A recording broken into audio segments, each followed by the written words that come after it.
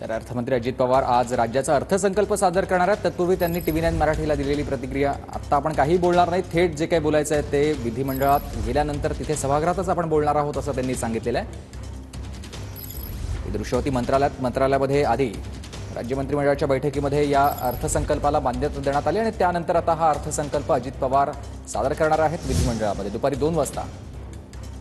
त्यासाठी आता अर्थमंत्री अजित पवार हे विधिमंडळाकडे निघालेले आपण बघतोय। मंत्रालयामध्ये बैठक झाल्यानंतर त्यांच्या हातामध्ये सध्या अर्थसंकल्प आणि हा अर्थसंकल्प 2 वाजता अजित पवार विधिमंडळात सादर करतील। या अर्थसंकल्पातून अनेक योजनांवर भर दिला जाणार आहे। विशेषतः शहरी भागातल्या योजनांवर भर दिला जाऊ शकतो, कारण महानगरपालिकांच्या निवडणुका आहेत आणि त्या अनुषंगाने देखील तरतुदी केलेल्या असतील अशी शक्यता वर्तवली जाते।